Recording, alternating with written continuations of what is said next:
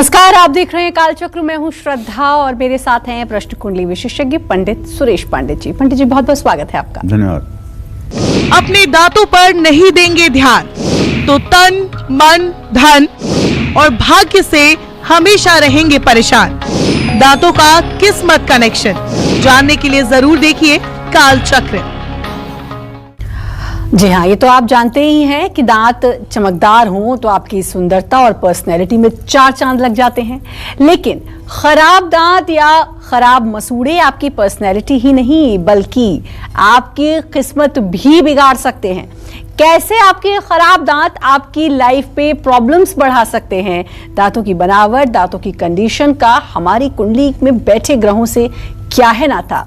तो चलिए अपनी चर्चा को शुरू करते हुए बात करते हैं उन लोगों की जिन लोगों के दांत टेढ़े मेढ़े होते हैं या जिन लोगों के दांत सही अलाइनमेंट में नहीं होते हैं। ऐसे लोगों का नेचर और फ्यूचर कैसा होता है, आइए जानते हैं पंडित जी से। बताइए पंडित जी। शारीरिक जितनी संरचना है, इस संरचना के बारे में स्वामी कार्तिकेय ने सामुद्रिक शास्त्र का निर्माण किया।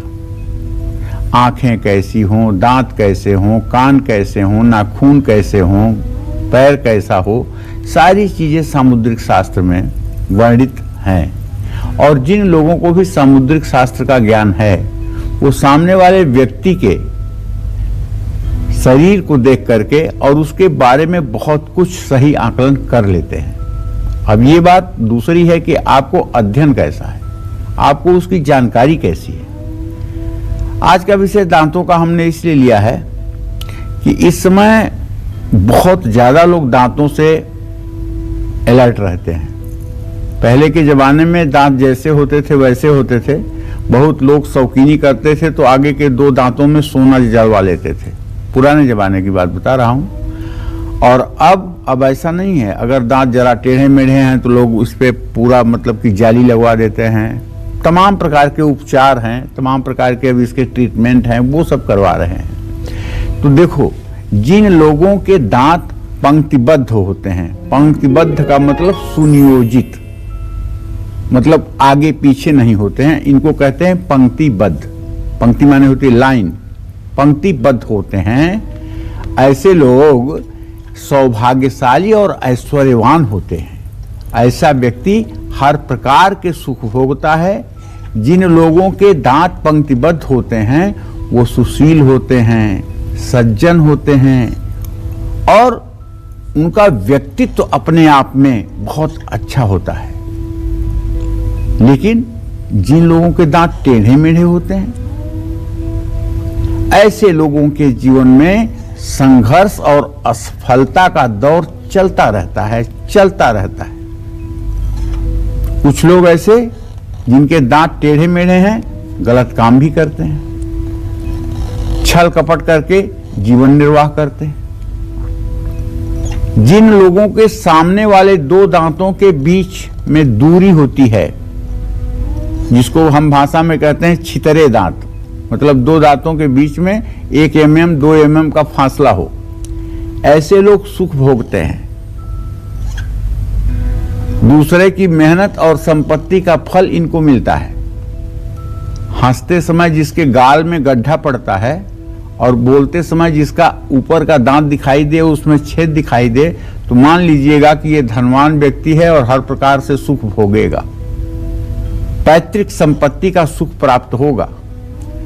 और ऐसे लोग खूब खर्चीले स्वभाव के होते हैं, इसलिए इनके पास पैसा भले नहीं टिकता है लेकिन इनका कोई काम नहीं रुकता है। कोई भी सफलता उनको कड़ी मेहनत करने के बाद ही प्राप्त होती है।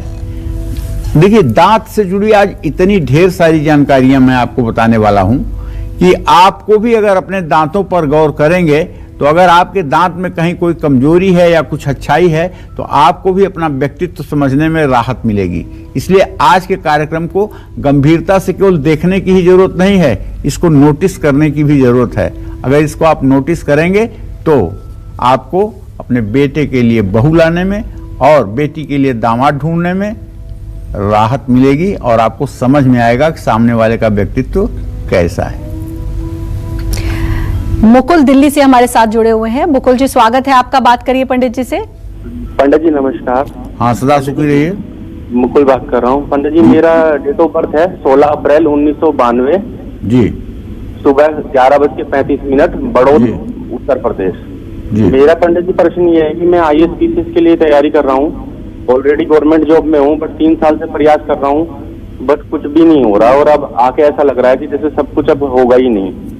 और मेरा सही लग रहा है आपको, आभास सही हो रहा है मुकुल जी, आपको सही आभास हो रहा है, क्योंकि आपके 10वें भाव का स्वामी शुक्र मंगल में है। ऑलरेडी आप सरकारी नौकरी कर रहे हैं और ठीक ठाक नौकरी है, और आप चाहते हैं UPSC क्वालिफाई करना, या आप चाहते हैं बहुत ऊंची नौकरी करना। तो मैं आपको बताऊं कि आपका सूर्य प्रश्न काल में आपने मुकुल जो प्रश्न किया है उसके हिसाब से सूर्य शनि के साथ 6ठे भाव में बैठा हुआ है, और 10वें भाव का स्वामी शुक्र है जो द्वितीय द्वादश का संबंध बना रहा है। इसलिए इस बात की संभावना ज्यादा है, 29 साल के अब आप हो गए हैं, कि आपको UPSC जैसी किसी बहुत बड़ी प्रतियोगी परीक्षा में कोई सफलता मिलने के आसार नहीं दिखाई दे रहे हैं। लेकिन मैं आपको हीन भावना से ग्रसित नहीं करना चाहता हूं, आप अपना प्रयास करते रहिए, हो जाएगा तो अच्छी बात है, नहीं होना है ये तो तय है, लेकिन अगर हो गया तो अच्छी बात है ना। तो इसलिए आप निराश न होइए, अगर आप कर सकते हैं तैयारी तो करिए। दांतों की बनावट का हमारी कुंडली में बैठे किन ग्रहों के साथ गहरा नाता है, और ये ग्रह हमें क्या शुभ या अशुभ फल देते हैं, जानेंगे पंडित जी से, बताइए। देखो, जिन लोगों के सामने के केवल 2 दांत बड़े होते हैं वो भाषण कला में बड़े प्रवीण होते हैं, लेकिन ऐसे लोगों के जीवन में कई मुश्किलें भी आती हैं। ऐसे लोगों को अपना गुरु ग्रह मजबूत करना चाहिए, जन्म कुंडली में बृहस्पति की स्थिति को अच्छा करना चाहिए।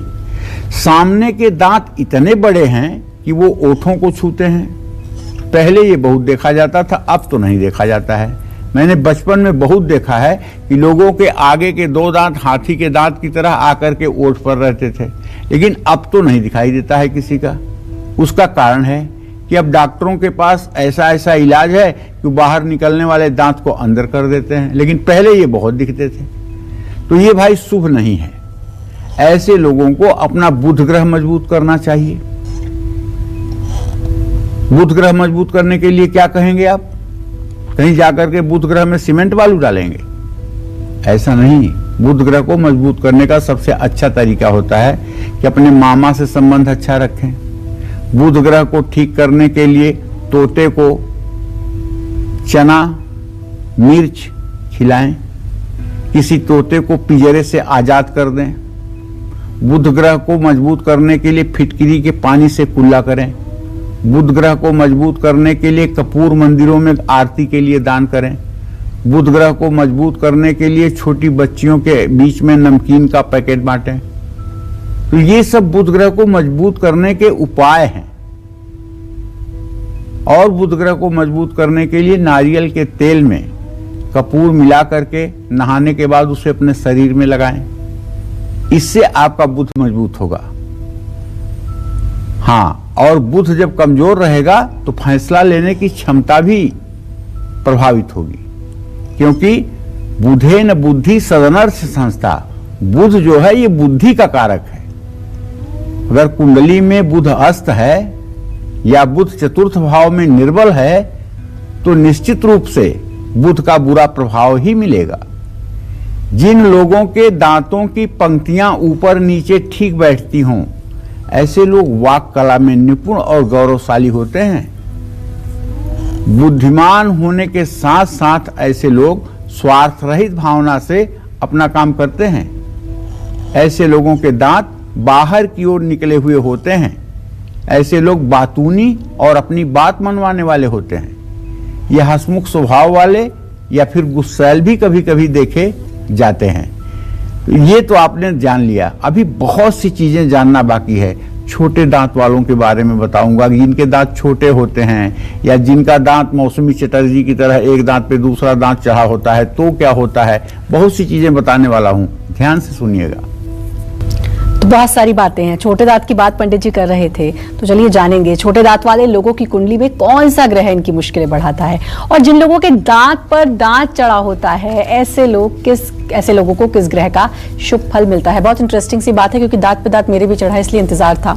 छोटे दांत और जिनके दांत पर दांत चढ़ा होता है, कौन से ग्रह का शुभ फल मिलता है? देखिए, जिन लोगों के दांत पर दांत चढ़े होते हैं, ऐसे लोगों का शुक्र बहुत अच्छा होता है। श्रद्धा, तुम्हारा भी शुक्र बहुत अच्छा है। शुक्र अच्छा होने का मतलब है कि व्यक्ति का ये पर्सनालिटी जो है दिव्य होती है। जैसे तुम्हारा अगर शरीर देखा जाए तो एक आभायुक्त है, उसी तरह से शुक्र अगर किसी का अच्छा होगा तो उस व्यक्ति में आकर्षण जरूर होगा। पाराशर होरा में शुक्राचार्य पाराशर जी ने लिखा है, दिव्यांगना वाहन वस्तुभूषा चिंता तु कार्या भृगुणा बुधेन्द्र। सुंदर युवती का कारक ग्रह जो है वो शुक्र है। कोई अगर पद्मिनी स्त्री हो और आप उसे जानते हो तो उसकी आप कुंडली देख लीजिए, उसकी कुंडली में शुक्र उच्च का जरूर होगा। इसी तरह से पैसे वाले लोगों को यश, वैभव, मान सम्मान प्राप्त होता है। ऐसे लोग विरोधियों को परास्त करने की क्षमता रखते हैं और साहसी होते हैं। ऐसे लोगों के चेहरे पर और वाणी में सौम्यता रहती है। ऐसे लोग ऐसा नहीं बोलते हैं कि सामने वाले को कोई बात चुभे। आपके दांतों के आकार से भी आपकी किस्मत के बारे में काफी कुछ पता चलता है। जैसे छोटे दांत वाले लोग दिमाग से काम लेते हैं, दिल से नहीं। ऐसे लोग भावना में नहीं बहते हैं और सचमुच में ऐसे लोग सुखी जीवन जीते हैं। ऐसे दांत वाले लोगों की कुंडली में अगर चंद्रमा खराब हो जाए, मतलब चंद्रमा वृश्चिक राशि का हो जाए या शनि राहु के बीच में हो जाए या शनि राहु से युद्ध हो जाए या शनि राहु की दृष्टि में हो जाए, केतु के साथ युद्ध हो जाए, चंद्रमा अगर खराब हो जाए तो ऐसा व्यक्ति हर समय चिंतित रहता है। सब सुख होते हुए भी ऐसे लोगों को चिंता घेरे रहती है। लेकिन अगर चंद्रमा ठीक हुआ तो चंद्रमा उच्च का हुआ, वृषभ राशि का, शुभ ग्रहों से दृष्ट हुआ, शुभ ग्रह के साथ हुआ, तो ऐसा व्यक्ति अपनी सोच को सकारात्मक रूप देता है और कठिन से कठिन परिस्थितियों में भी संभावनाएं तलाश लेता है और सफलता के शिखर पर पहुंचता है। बहुत इंपॉर्टेंट बात होती है चंद्रमा का जीवन में अच्छा होना। जिन लोगों के दांत सचमुच में छोटे छोटे होते हैं, ऐसे लोग तंत्र मंत्र और अध्यात्म के क्षेत्र में ऊंचाइयों तक पहुंचते हैं। इसमें कोई दो राय नहीं है। अगर दांत छोटे, स्वस्थ, मजबूत हैं तो ऐसा आदमी तंत्र मंत्र की साधना और आध्यात्मिक साधना में बड़ा ही प्रवीण होता है। इसमें कोई दो राय नहीं होती है। जय मां विंध्यवासिनी। कैसे आपके खराब दांत आपकी कुंडली में बैठे ग्रहों को कमजोर करके आपके गुड लक को बैड लक में बदल रहे हैं, यही आज कालचक्र में पंडित जी बता रहे हैं। चलिए अपनी इसी दिलचस्प चर्चा को आगे बढ़ाते हैं।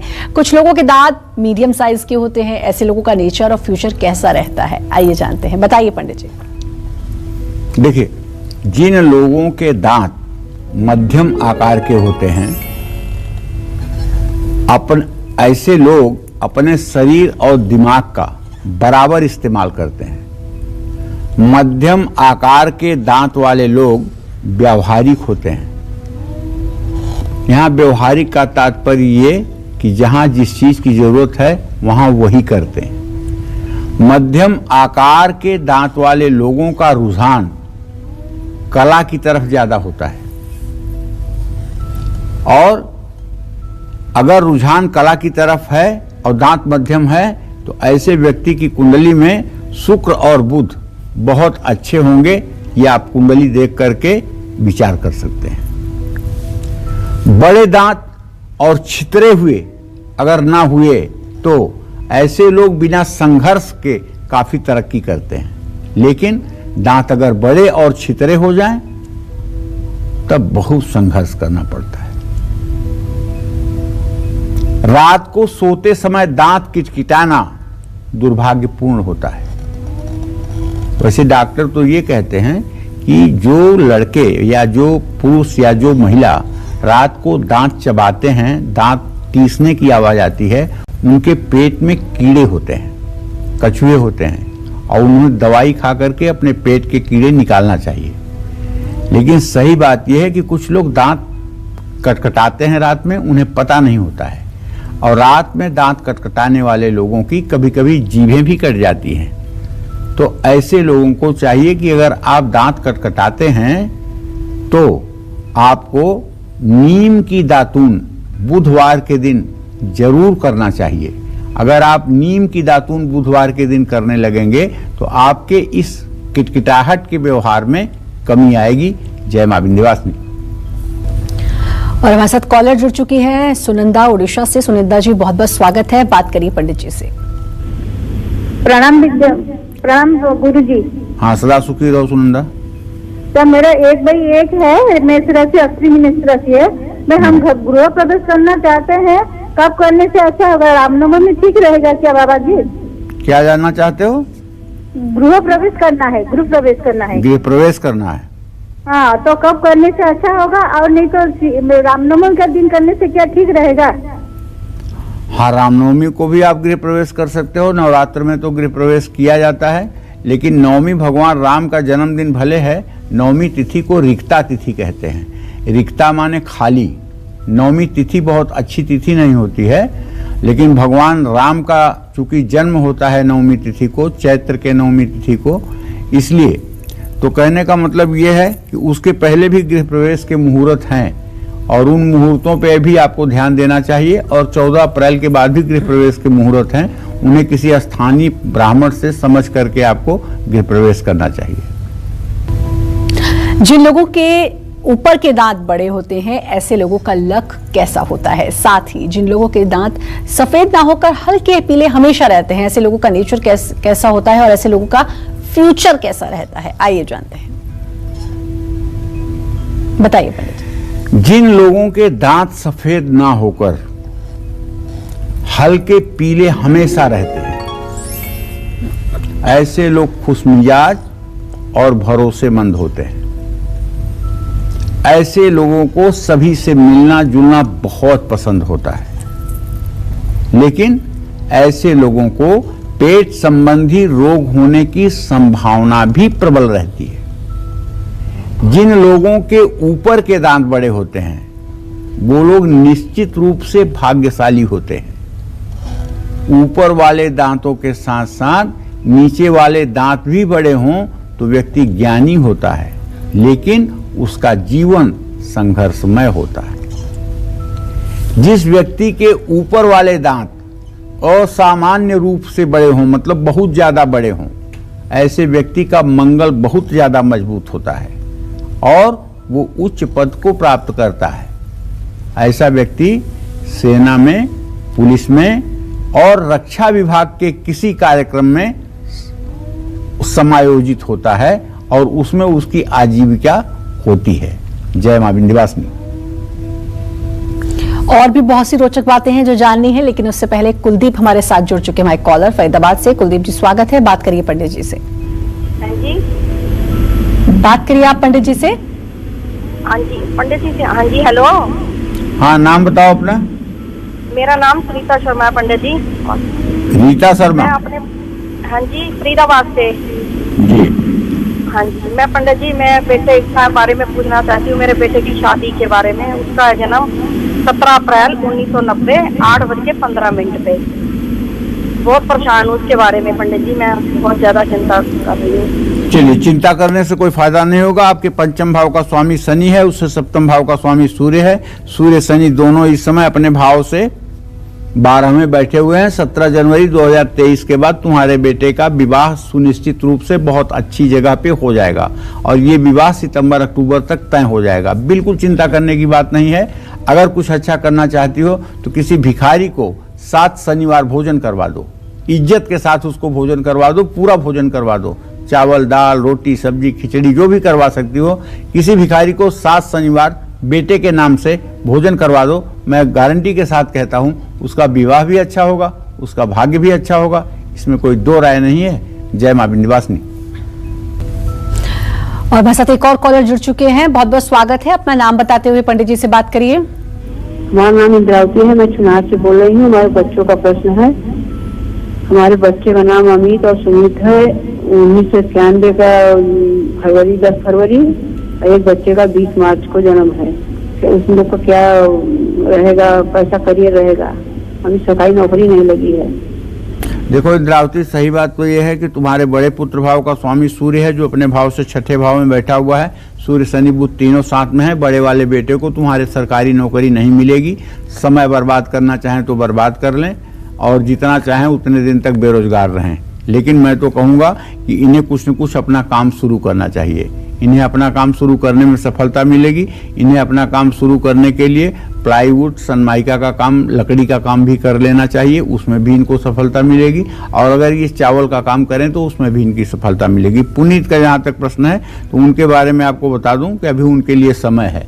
अगर वो प्रयास करें तो सरकारी नौकरी में उनका चयन हो सकता है। उनके ग्रहों की स्थिति ऐसी दिखाई दे रही है। लेकिन उनको इन सब चीज़ों का उपाय करने के लिए दुर्गा चालीसा और विंध्येश्वरी चालीसा का रोज पाठ करना चाहिए।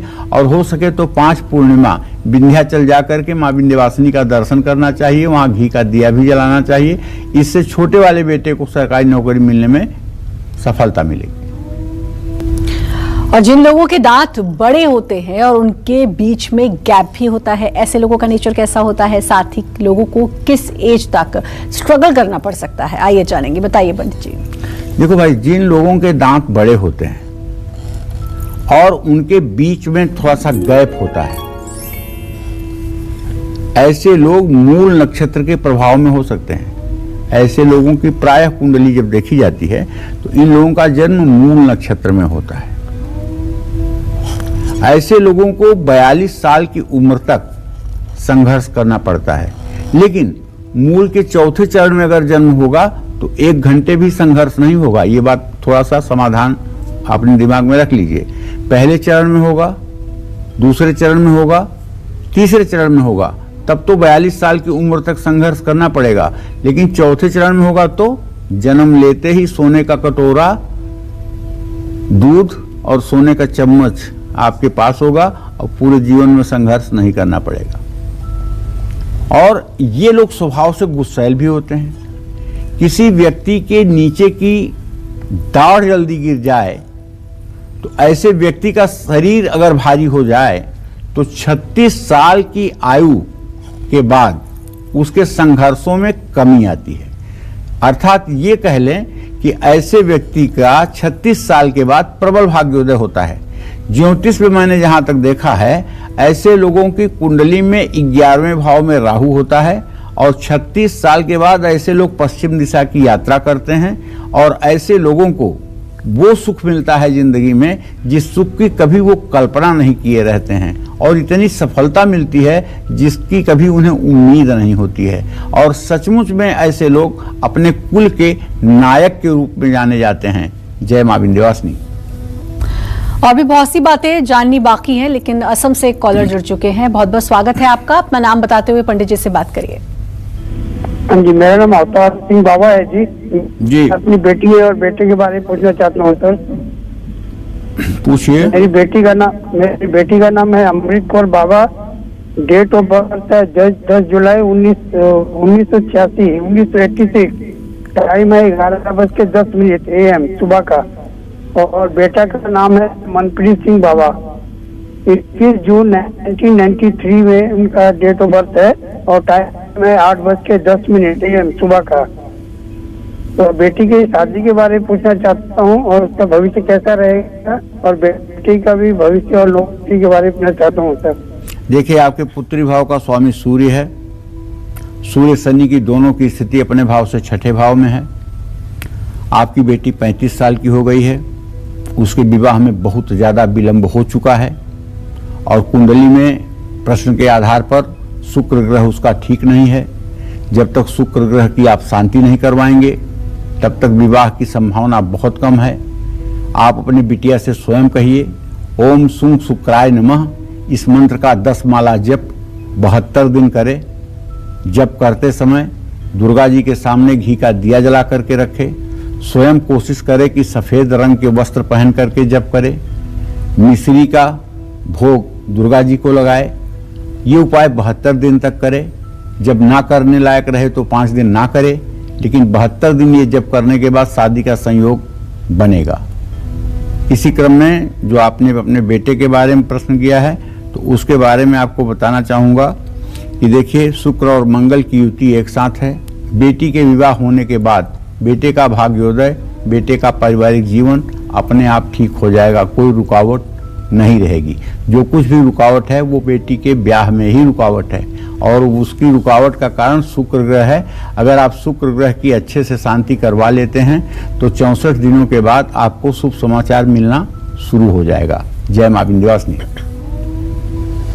अगर आपको बार बार दांत का रोग हो रहा है, आपके मुंह से बदबू आती है, मसूड़ों में दर्द होता है, तो आपको कौन सा ग्रह नुकसान पहुंचा रहा है, आइए जानेंगे। बताइए पंडित जी। देखो, शनि और राहु ये दोनों ग्रह दांतों में दर्द देते हैं और दांतों के रोग के कारण बनते हैं। ये हमारा जो दांत है ना, इसमें 3 परत है। पहली और दूसरी जो परत है ऊपर से, उसका नेतृत्व तो सूर्य देव करते हैं, और दांत की तीसरी परत में रक्त शिराएं होती हैं, खून की नसें होती हैं, उसमें सबसे ज्यादा रक्त संचारित होता है। ऐसे में इसका नेतृत्व चंद्रमा और मंगल करते हैं। ठीक है, सूर्य चंद्र मंगल जब शनि राहु से ग्रस्त या पीड़ित होते हैं तब दांत का रोग होता है। जन्म कुंडली में दूसरा स्थान जो है ये मनुष्य के मुखाकृति का होता है, और इसी भाव से मनुष्य के दांतों की संरचना का भी पता लगाया जा सकता है। अगर द्वितीय भाव में राहु केतु शनि बैठे हुए हैं तो निश्चित रूप से ऐसे व्यक्ति के दांत अच्छे नहीं होंगे, और अगर बृहस्पति शुक्र चंद्र की स्थिति होगी तो दांतों की संरचना बहुत उत्तम होगी। ये बात भी ध्यान देने की है, जन्म कुंडली देख करके ही ये पता लगाया जा सकता है। और अगर यहाँ शनि राहु होगा तो निश्चित रूप से दांतों में रोग देगा और दांतों की सुंदरता पर असर पड़ेगा। लग्न और लग्नेश के भी शनि राहु से युक्त होने पर और दृष्ट होने पर दंत रोग होता है। कुंडली में राहु शनि अब बुध को अगर प्रभावित कर रहे हैं या कुंडली में बुध की स्थिति खराब है तो ऐसे व्यक्ति के मुंह से बहुत बदबू निकलती है, ऐसे व्यक्ति को पायरिया होता है, ऐसे व्यक्ति के दांत से खून निकलता है, ऐसे व्यक्ति के दांत जल्दी खराब होने लगते हैं। जिन लोगों के हाथ में शनि पर्वत देखो, ये जो बीच वाली उंगली है ना, इसके नीचे ये शनि पर्वत है, अगर यहाँ गड्ढा दिखाई देता हो आपको दबा हुआ, तो ऐसे लोगों को बहुत पसीना आता है, मतलब हाथ से और पैर के तलवे से पसीना टपकता है। अगर स्लीपर चप्पल पहन करके ऐसे लोगों को चलने के लिए कह दिया जाए तो शायद उनका पैर स्लीपर से बाहर हो जाएगा, इतनी ज्यादा पसीना होती है, इतना ज्यादा फिसलन होती है।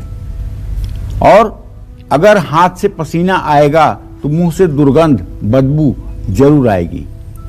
इसके इलाज के लिए तो मैं तो कहूँगा शनि का उपाय करना चाहिए, और शनि का उपाय ये है कि शनिवार के दिन सुबह आपको अपने घर में रोटी नहीं बनानी चाहिए, काले उड़द के दाल की खिचड़ी काला नमक डाल करके उसे सब परिवार सेवन करना चाहिए। अगर हो सके तो काली गाय को भी ये खिचड़ी खिलानी चाहिए। जय मां विंध्यवासिनी।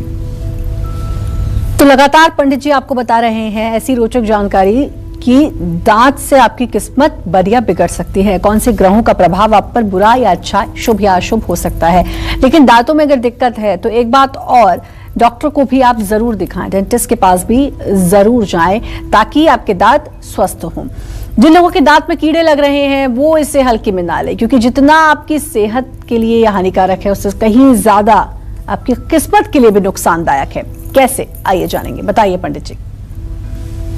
देखिए, दांत में कीड़ा लग जाए तो इसे नजरअंदाज ना करें, लेकिन छोटे बच्चे के दांत में कीड़ा लग जाता है। अगर जो बच्चे ज्यादा टॉफी या चॉकलेट खाते हैं उनके दांत में कीड़े लग जाते हैं, उनका दांत काला हो जाता है, लेकिन वो दूध के दांत होते हैं। जब वो दांत टूट जाता है फिर से दूसरे दांत आते हैं तो उसमें कीड़े नहीं होते हैं। ये आप पर बुध और शुक्र ग्रह के अशुभ प्रभाव के संकेत हैं। तो कुंडली में शुक्र कमजोर होगा तो शरीर में कैल्शियम की कमी होगी और दांत खराब होगा। कीड़ा लगने पर दांत भी निकलवाना पड़ सकता है। तो समझ लीजिए कुछ समय आप पर बुध राहु और शनि प्रभावी हैं। जिन लोगों की सबसे छोटी उंगली यानी स्मॉल फिंगर, अनामिका उंगली यानी रिंग फिंगर से जरूरत से ज्यादा छोटी रहती है, ऐसे लोगों के दांतों में कैविटी बहुत जल्दी हो जाती है। और एक बात और जान लीजिए कि जैसे ये वाली उंगली जो है ना अनामिका और ये वाली कनिष्ठिका, अगर ये उंगली, छोटी वाली उंगली की बात कर रहा हूं, और ये इससे बगल वाली उंगली का जो ये ऊपरी परुआ है जहां एक लाइन बनी हुई देख रहे हैं ना, अगर इसको ना छुए तो ऐसा आदमी जिंदगी भर कोशिश करके मर जाए, कभी बैंक बैलेंस नहीं कर सकता। और ये इस रेखा को अगर छू लेती है और इसके ऊपर निकल जाती है, जितना ऊपर निकलेगी उतना ज्यादा व्यक्ति धनवान होगा, उतना ज्यादा धनवान होगा, उतना ज्यादा पैसे वाला होगा, कभी उसके जीवन में पैसे की कमी नहीं होगी। दांतों का तो कनेक्शन है ही है, इससे धन का भी कनेक्शन है। इसलिए मैं आपको बताना चाहता हूं, आपके दांतों में कैविटी ना हो, इसका आपकी किस्मत पर बुरा असर ना पड़े, इसके लिए बुध ग्रह को मजबूत करना चाहिए। हरी इलायची का सेवन करना चाहिए भोजन करने के बाद, और रोज सुबह फिटकिरी के पानी से कुल्ला करना चाहिए। तुलसी के पत्तों का गंगा जल के साथ सेवन करना चाहिए, लेकिन भूल करके भी तुलसी के पत्ते चबाना नहीं चाहिए, क्योंकि तुलसी में पारे का अंश होता है और तुलसी चबाने वालों के सारे दांत बाहर हो जाते हैं। इसलिए तुलसी कभी चबानी नहीं चाहिए। जय मां विंध्यवासिनी। कुछ लोगों को गम्स प्रॉब्लम्स की वजह से डेंटल प्रॉब्लम्स होने लगती हैं, क्या इसका भी हमारी कुंडली में ग्रहों से, हमारी किस्मत से कोई कनेक्शन है? आइए जानते हैं पंडित जी से। बताइए पंडित जी। देखिए, कुंडली में अगर शुक्र ग्रह खराब होगा तो मसूड़ों से जुड़ी समस्या होने लगती है। जिसका शुक्र खराब होगा, एक तो उसका विवाह विलंब से होगा, और दूसरी बात, अगर वो लड़की होगी या लड़का होगा तो उसके बोलने पर उसके मसूड़े दिखाई देंगे। अगर किसी के बोलते हुए उसके मसूड़े दिखाई दें, खास करके ऊपर के मसूड़े दिखाई दें, तो ये कमजोर भाग्य का लक्षण है। बोलते समय मसूड़े नहीं दिखने चाहिए। बोलते समय अगर मसूड़े दिखते हैं तो इसका सीधा मतलब है कि भाग्य कमजोर हो रहा है। जन्म कुंडली में मंगल अगर खराब है, बुध मंगल को प्रभावित कर रहा है, तो ऐसे लोगों के मसूड़े जो होते हैं वो कमजोर होते हैं, उनमें से खून निकलने लगता है। और जिन लोगों के हाथ में बुध पर्वत दबा हुआ हो, अब देखो, पहली बात तो ये छोटी वाली उंगली बुध की उंगली है, और इसके नीचे का ये जो भाग है ना, हमारे हाथ में देखो खूब फैला हुआ है 1 एकड़ का, जिसका ये दबा हुआ होता है और छोटा होता है, तो उसको कहते हैं बुध पर्वत दबा हुआ है। हमारा नहीं दबा हुआ है, तो बहुत फैला हुआ है, कुछ ज्यादा ही फैल गया है। ऐसे लोगों को भी दांत और मसूड़ों की समस्या होती है। बुध पर्वत अगर दबा होगा तो, और ये जो स्वास्थ्य रेखा है अगर ऊपर से चढ़ करके निकले और इसका क्षेत्र छोटा हो जाए, ये दब जाए, तब इसको दबा हुआ मानते हैं। तो जिन लोगों की कनिष्ठिका उंगली यानी स्मॉल फिंगर, सबसे छोटी वाली उंगली ज्यादा छोटी हो जाए, उनके भी मसूड़े बहुत कमजोर होते हैं। ऐसे लोगों को अपने खान पान का विशेष ध्यान देना चाहिए, और शुक्र को मजबूत करके मसूड़ों की समस्या से मुक्ति पाने के लिए दही और दूध का सेवन जरूर करना चाहिए। मंगल को मजबूत करके पायरिया की समस्या से मुक्ति पाने के लिए पानी में लाल चंदन डाल करके स्नान करना चाहिए। गुड़ और घी जरूर खाना चाहिए। निश्चित रूप से गुड़ और घी मिला करके, अगर आपको डायबिटीज नहीं है या मीठा आपको नुकसान नहीं करता है, तो आप अगर गुड़ और घी मिला करके उससे 1 रोटी के साथ खा लें और कुछ दिनों तक ये उपाय आप आजमा लें, तो दांत से संबंधित समस्याओं से काफी हद तक आपको रिलीफ मिल जाएगी। जय मां विंध्यवासिनी। कुछ लोगों के दांत ना सिर्फ खराब होते हैं बल्कि समय से पहले गिरने भी लग जाते हैं। ऐसा किन ग्रहों के अशुभ प्रभाव से होता है? आइए जानते हैं। बताइए पंडित जी, और उपाय क्या है ये भी बताइए। देखिए, जिन लोगों के कुंडली में बुध ग्रह खराब होता है, बुध ग्रह मीन राशि का बुध हो, चतुर्थ भाव में बैठा हुआ बुध हो, या नीच नवांश में बुध हो, तो ऐसे व्यक्ति के सामने के दांत गिरने लगते हैं या खराब हो जाते हैं। ऐसे व्यक्ति को हर रोज फिटकिरी के पानी से कुल्ला जरूर करना चाहिए। बुध और बृहस्पति भी अगर कमजोर हों तो दांतों से जुड़ी समस्याएं होती ही होती हैं। अगर बुध खराब होगा और साथ में बृहस्पति भी खराब होगा तो ऐसा व्यक्ति चाहे जितना बड़ा विद्वान हो, लेकिन वो अपनी बात किसी के दिमाग में समझा नहीं पाएगा।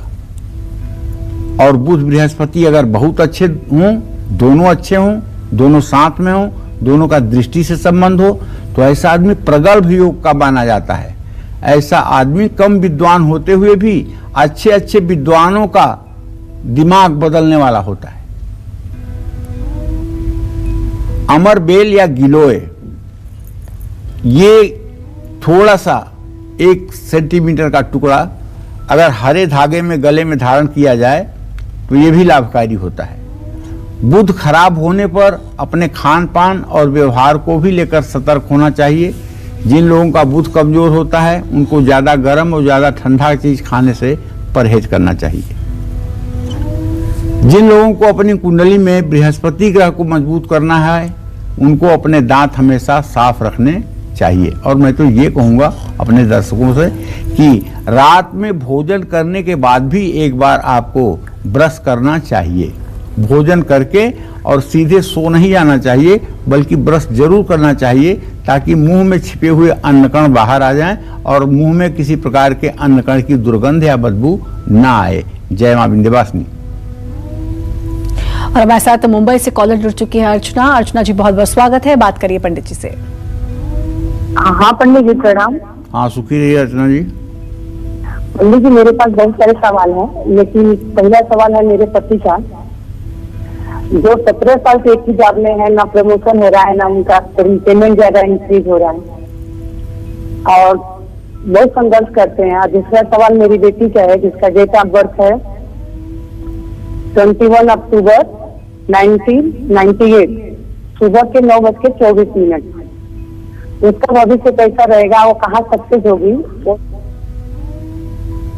देखिए, आपके पतिदेव के प्रमोशन के बारे में तो मैं पूरे विश्वास से कह रहा हूं कि इस साल के अंत तक आपके पति को निसंदेह उन्नति मिलेगी। देर जरूर हुई है लेकिन उन्नति मिलेगी, एकदम घबराने की बात नहीं है। पुत्री का भविष्य ठीक है, थोड़ा सा देर सवेर जरूर हो सकती है लेकिन उसका भाग्य ठीक है।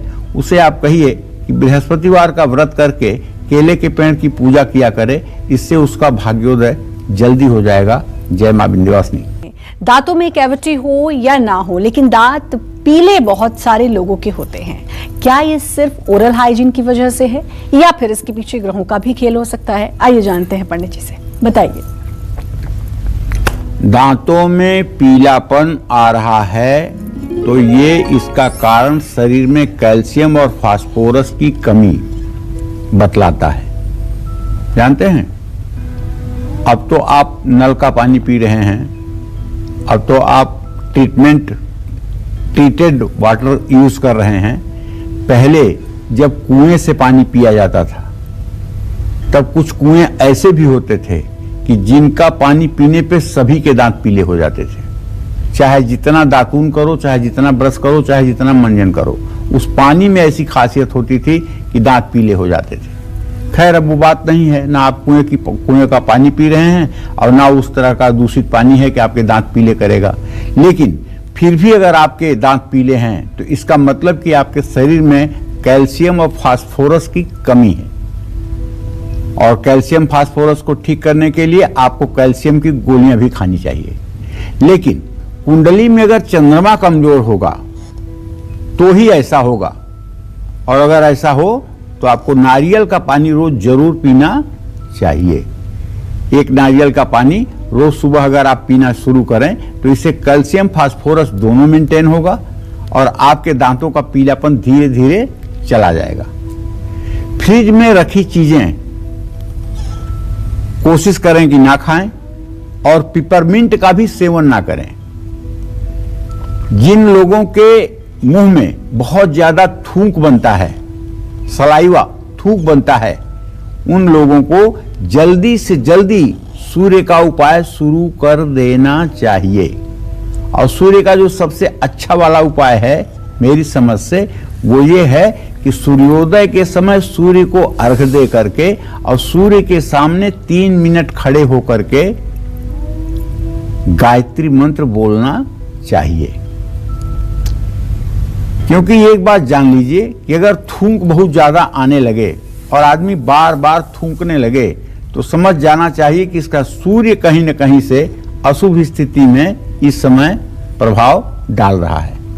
ऐसे लोगों का आत्मविश्वास कमजोर हो जाता है, ऐसे लोगों के चेहरे का तेज समाप्त हो जाता है, ऐसे लोगों के पिता के जीवन में परेशानियां बढ़ जाती हैं। तो भाई अगर ऐसा है तो आपको कुछ बोलने से पहले पानी जरूर पीना चाहिए।